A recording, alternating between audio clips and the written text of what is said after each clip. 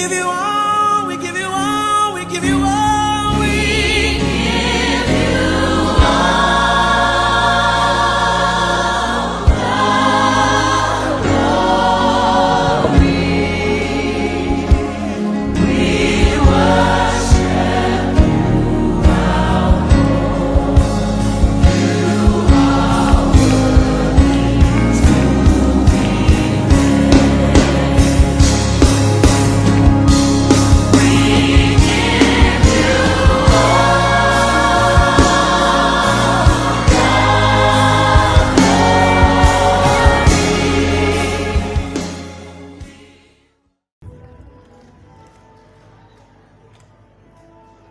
Nous sommes en train de parler de gagner les batailles de la vie. Et cette semaine encore, nous voulons nous conscientiser pour dire les batailles sont spirituelles et elles sont invisibles. Amen. Et nous allons directement prendre encore notre texte d'Éphésiens 6,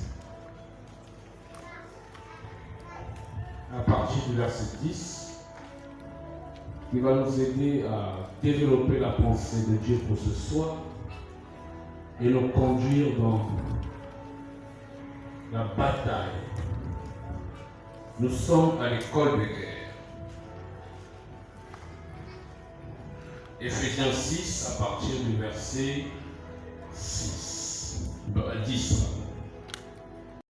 Pour conclure, devenez des chrétiens forts, non par vous-même, mais en puissant vos forces dans les ressources infinies de la puissance du Seigneur. C'est dans la communion avec lui que vous trouverez votre énergie. J'aimerais que vous suiviez la parole de Dieu aussi. Couvrez-vous entièrement de l'armure complète que Dieu vous offre afin de pouvoir tenir ferme contre toutes les ruses de guerre du diable. Car ce n'est pas seulement de notre combat à nous qu'il s'agit. Nous n'avons pas à lutter uniquement contre notre nature terrestre, ni contre de simples ennemis mortels, mais contre les puissances occultes, contre une organisation spirituelle satanique, contre les dictateurs invisibles qui, dans les ténèbres, veulent contrôler et régir notre monde, contre la légion des esprits démoniaques, dans les sphères surnaturelles, véritables agents du quartier général du mal. Verset 13. Voilà pourquoi il vous faut endosser toute l'armure divine afin de pouvoir tenir bon au mauvais jour et faire usage de tout l'équipement que Dieu vous offre et faire tout ce qui vous est possible si vous voulez repousser les attaques, remporter la victoire sur tous les ennemis et rester maître de la place. On acclame le Seigneur.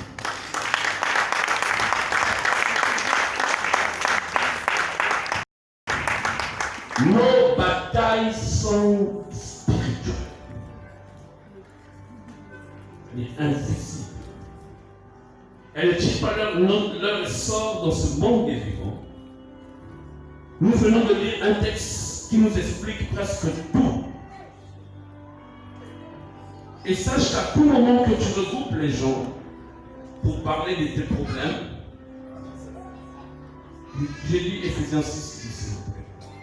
À tout moment que tu es en train de errer à chercher des solutions humainement, la Bible te dit que notre combat n'est pas au niveau des humains. Si j'ai le temps autour de cette école de guerre, je parlerai des agents qu'on utilise. C'est vrai qu'on peut utiliser un humain, des humains, on les utilise. Mais ils ne sont pas la source les sorts même de ce camp. Alléluia. Ce passage est en train de nous expliquer qu'il existe des formes de méchanceté, mais dans les cieux. Si l'ennemi veut éliminer une personne, attaquer une personne, il emmène la bataille dans les cieux. Et je me rappelle, il y a une session de l'école de guerre où nous avons intitulé « Combattre dans les cieux avec les cieux ». Yes. Nous n'avons pas à lutter simplement contre une adultéresse, ni des simples ennemis mortels, c'est-à-dire les humains, le commun mortel. Mais la Bible parle ici contre des puissances occultes, une organisation spirituelle, satanique. Ma version parole de vie ici les appelle des dictateurs. Nous avons vu dans ce monde les dictateurs humains, comment ça se passe dans certaines nations. Mais il s'agit ici des dictateurs spirituels, des principautés, des princes, qui dans les ténèbres veulent contrôler et régir notre monde. Et mais tous à la conscience, soyons conscients. Soyons conscients à ce que nous sommes en train de faire. Soyons conscients à tout ce qui se passe autour de nous. Voilà pourquoi c'est la connaissance de Dieu qui va te faire asseoir dans la vallée de ta bénédiction. Amen. Alléluia. Amen. La Bible dit, c'est pourquoi vous devez endosser votre armure divine. Pas avec les méthodes des hommes parce que vous allez échouer. Afin de pouvoir tenir bon. Il dit, utilisez tout l'équipement que Dieu met à votre disposition. Bien sûr, spirituel. Faites tout ce qui est possible. Si vous voulez repousser les attaques. Les amis, les attaques existent. Quelqu'un dit Amen. Amen. Et surtout, vous voyez, même la Bible dit, le problème, ce n'est pas repousser les attaques seulement, mais le problème, c'est remporter la victoire. Amen. Donc il dit, faites tout moyen possible. Si, vous voulez repousser les attaques, mais surtout, remporter la victoire et de remettre là.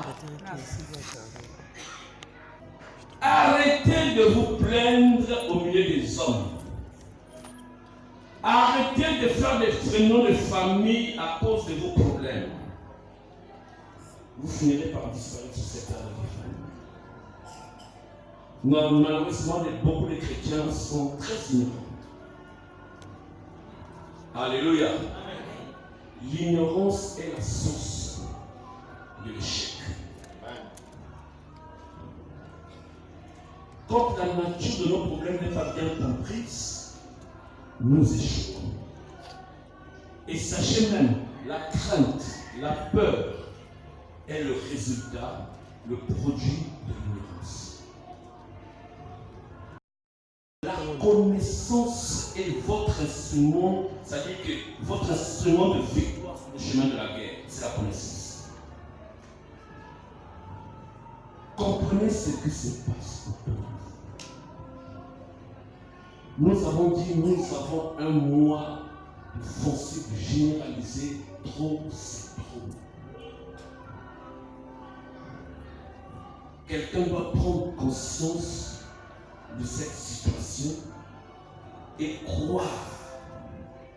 Il ne suffit pas seulement de croire dans le cœur, mais il faut aussi déclarer et proclamer. Romains 19. Si tu crois dans ton cœur et tu confesses de ta bouche. Je vous ai dit que la bouche qui est fermée, c'est quoi? Une destinée fermée. Une destinée fermée. C'est ta bouche qui va déposer sur tes mains ce que tu veux recevoir. Amen. Alléluia. Amen. Alléluia. L'église n'est pas un lieu où on vient faire le tourisme, on va vérifier, on va faire des essais. L'église est le lieu par excellence pour pouvoir obtenir ses victoires, posséder ses possessions. Amen. Alléluia. Alléluia.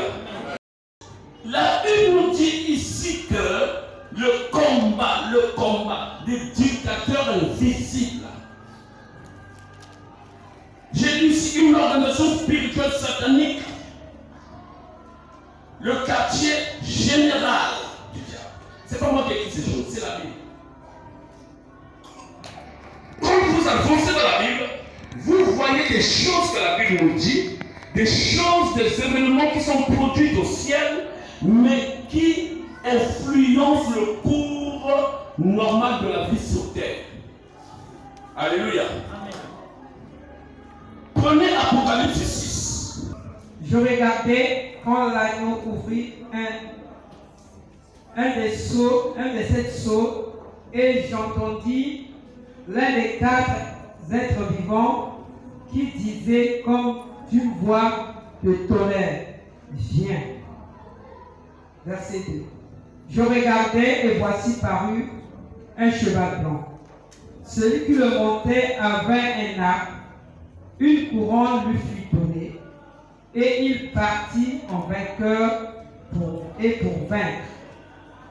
Verset 3. Quand il ouvrit le second sceau, j'entendis le second être vivant qui disait, viens. Verset 4. Et il sortit un autre cheval roux. Celui qui le montait reçut le pouvoir d'enlever la paix de la terre, afin que les hommes s'égorgeassent les uns les autres, et une grande épée lui fut donnée. Verset 5. Quand il ouvrit le troisième sceau, j'entendis le troisième être vivant qui disait, viens. Je regardai, et voici parut un cheval noir. Celui qui le montait tenait une balance dans sa main. Verset 6. Et j'entendis au milieu 4 êtres vivants une voix qui disait, une mesure de blé pour un denier et 3 mesures d'orge pour un denier. Mais il ne fait point de mal à l'huile et au vin. Amen. On va finir avec nous. C'est vrai que ce passage nous donne une nette révélation sur la tribulation, le temps de la tribulation, les fléaux qui vont se succéder sur la terre, mais n'empêche que ça nous donne une approche spirituelle des événements qui se passent au ciel, mais qui influencent la terre. Alléluia. Amen. La Bible dit, je vis. Écoutez-moi les amis, il y a un défilé de chevaux au ciel. Des chevaux qui sortent, qui apparaissent l'un à l'autre avec des couleurs différentes et qui défilent. Mais la Bible dit, sur la terre, il y a défilement ou succession des événements. Alléluia. Amen. Il dit, je vois un cheval rond. Et on libère ce cheval. Quand il descend, il dit, celui qui le montait avait le pouvoir d'enlever la paix de la terre. Alléluia. Amen. Afin que les hommes s'égorgeassent entre eux. Et une grande épée lui fut donnée pour permettre aux gens de s'entretuer. La guerre. Dès que ce cheval est descendu, les nations ont commencé à s'entretuer. Mais on ne peut pas parler d'une nation sans parler des familles. Ok? Amen. Parlons au niveau des familles en ce moment. On ne peut pas parler de famille sans parler de foyer, de maison. Alléluia. Amen. Quand ce cheval est descendu, est apparu, alors le désastre a commencé. Les gens ont commencé à s'entretuer. Qui influence? Pendant qu'on a fait un mois donné parlant sur le Saint-Esprit, j'ai parlé du terme qui influence ta vie.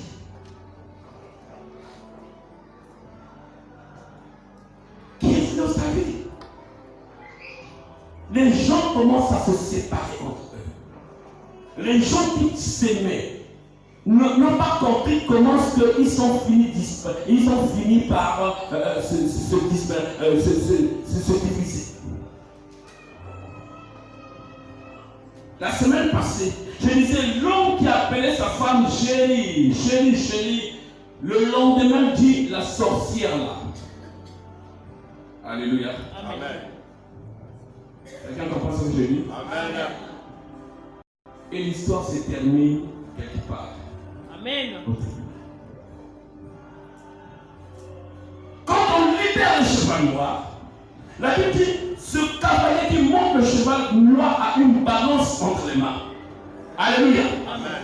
Et j'ai entendu des voix venant du groupe des 4 minutes qui disaient le salaire d'une journée de travail pour 1 litre de blé. Quelle réduction de salaire, quelle réduction du taux économique d'accroissement, quelle réduction. C'est le cheval de la pauvreté qui est en train de descendre afin que les gens gémissent. Et ça s'appelle ceci. Il dit dès que le cheval noir est rentré dans la danse, la balance a commencé à basculer.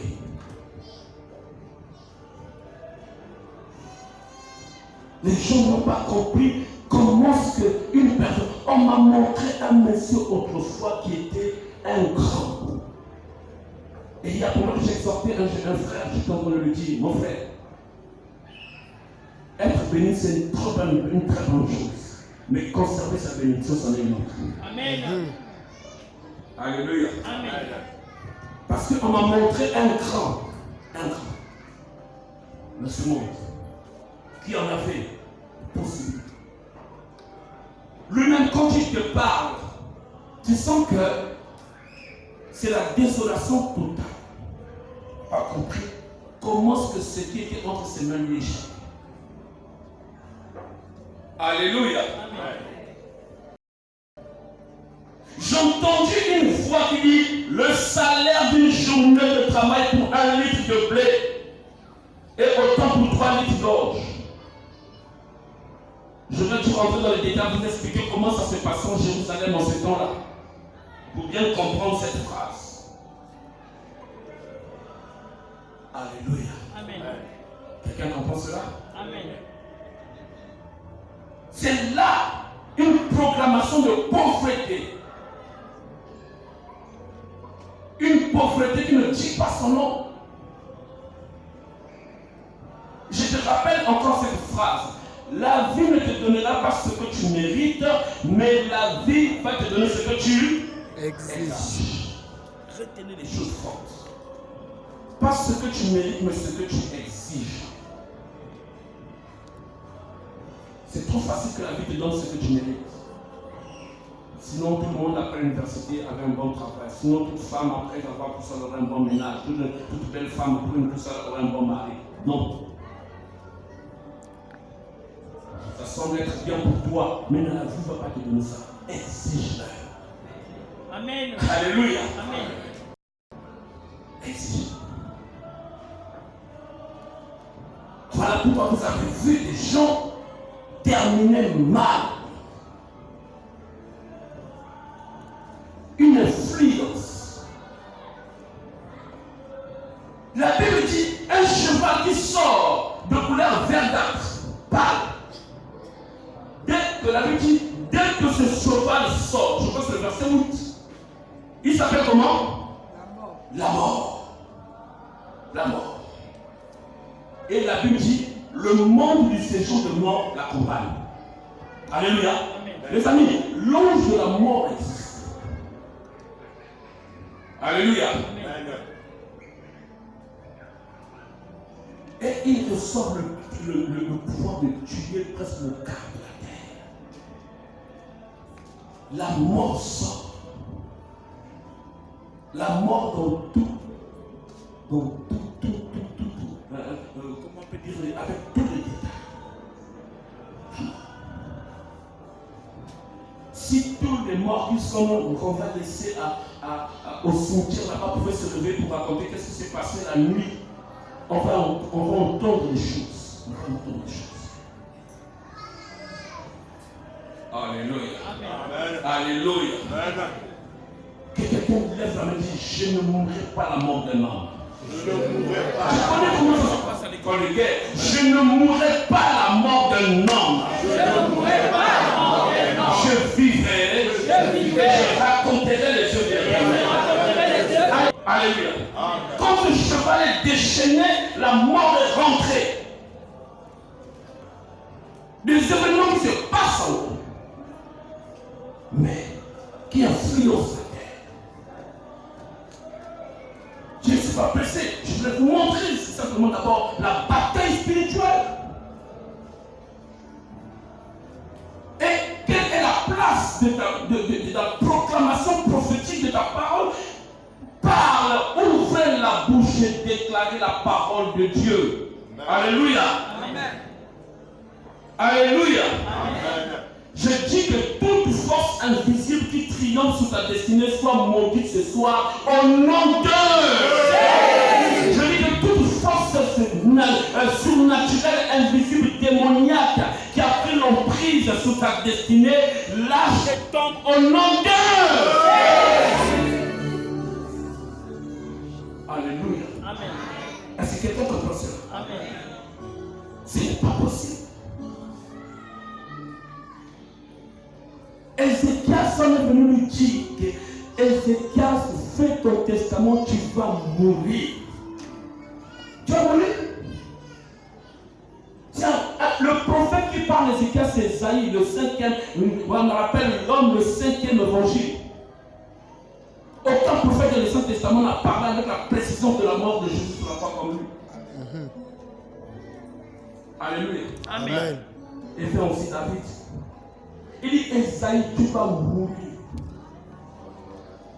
Ézéchias. La Bible dit, Ézéchias va, il tourne le visage contre le mur. Il dit, mon Dieu, je n'ai pas encore pris la moitié de ma vie. Et tu m'enlèves cette terre vivant. Dieu, il dit, au séjour de mort, personne ne va te louer. Moi, je sais, moi, je fais ta louange chaque jour. Et je ne peux pas parcourir la moitié de ma vie, tu vas m'en faire. Oh Dieu, il faut te souvenir de moi. Amen. Alléluia. Il a parlé, Dieu avec moi parler. Parlez. Et la petite Esaïe n'était pas encore sorti de la parcelle. Il dit, Esaïe, retourne là. Amen. Je dis, tout prophète de malheur qui a prophétisé sur ta vie, aujourd'hui va être confondu. Les paroles maléfiques, sataniques de mort, les paroles que tu dis sur ta vie, mais depuis ta naissance jusqu'à ce jour, sont annulées au nom puissant de Jésus. Tout événement se passe dans ta vie, quelqu'un déclaré il y a des années. Aujourd'hui, nous posons un jugement là-dessus au nom de Jésus. Je dis que ce soir, ta vie aura une nouvelle coloration. Je dis que ta vie va être colorée de multicolores maintenant. S'il y avait seulement l'ange noir de la mort, nous enlevons l'ange noir, nous mettons les véritables couleurs de Dieu. Les 7 couleurs de Dieu soient colorées sur ta vie au nom de Jésus. Alléluia. C'est les couleurs de l'arc-en-ciel qui peuvent colorer ta vie. Amen. C'est ça la révélation de Dieu. Alléluia. Pendant que j'ai prié, je n'ai pas compris. L'Esprit m'a mis cette révélation dans la tête. Il dit, mais vos vies doivent avoir la couleur de Dieu. L'arc-en-ciel est sorti. Amen. Et regarde tout l'arc-en-ciel sort du ciel. Tu vois comment le ciel est beau. Je dis que ta vie sera colorée ce soir dans le nom puissant de Jésus. Non, verdâtre, au noir, au à peu près. Tu n'auras pas de couleur à peu près. Que tu reçois la couleur de Dieu dans ta vie au nom de Alléluia. La vie d'Ézéchias était colorée. Alléluia. Il a reçu une nouvelle couleur. Il dit, je n'ai même pas encore fini la moitié de ma vie. Tu me lèves. Quelqu'un dit, je ne mourrai pas. Je ne mourrai pas. partir, là, c'est une évidence, mais mon père peut expliquer le matin, il y a mon père contre la tâche. Ma prière est légale, elle est biblique, au nom de Dieu. Ouvre la bouche. Alléluia. Ouvre la bouche. Au ciel, il y a la bataille des anges. Apocalypse 7. On va prier. Je suis en train de mettre des bases. Apocalypse 7. La Bible dit après cela, je vis quatre anges debout aux quatre coins de la terre.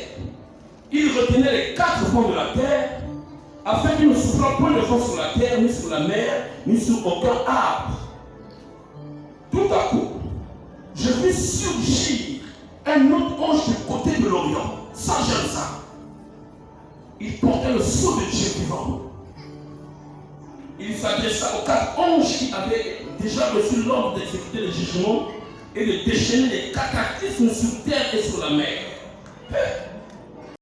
Il leur commanda d'une voix retentissante. Attendez! Ne détruisez pas encore la terre, ni la mer, ni les arbres. Il faut auparavant que nous ayons marqué du sceau le front des vrais serviteurs de Dieu.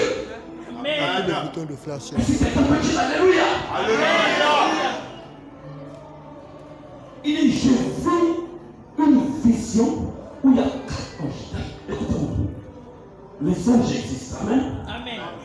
Chacun de nous, dès que tu es venu, c'est que tu es né de nouveau, on t'a donné un ange. Amen. Alléluia. Amen.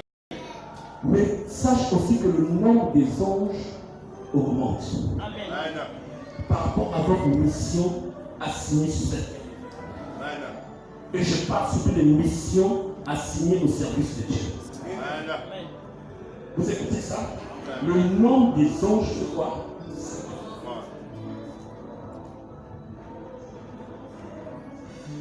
Si Dieu te fait grâce de tout, qu'il ouvre tes yeux, tu vas voir l'ange qui est à côté de toi. Je vous le dis toujours à 87, j'ai vu l'ange de Dieu. C'est pas parce que c'est un problème de dimension spirituelle. C'est pas parce que tu penses que tu es Dieu seul, tu n'es pas seul.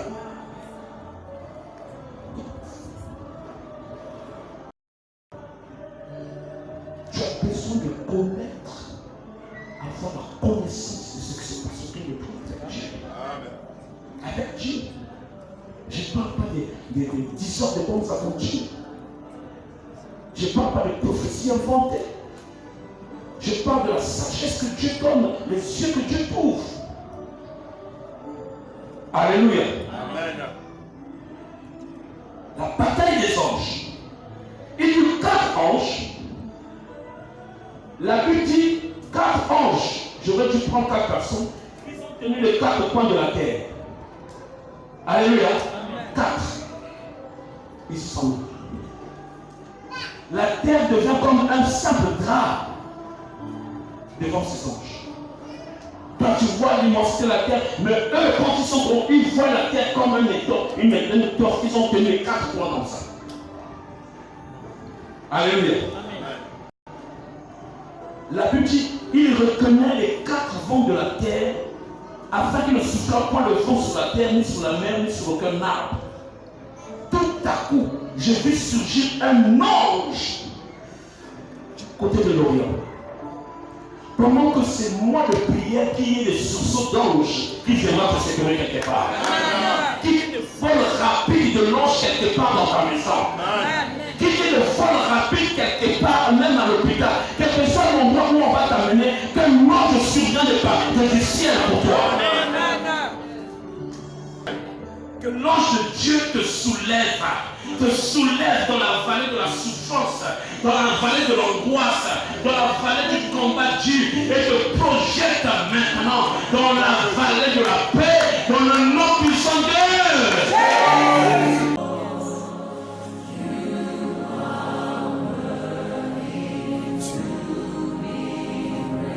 We give you all, we give you all. Il y a même un changement de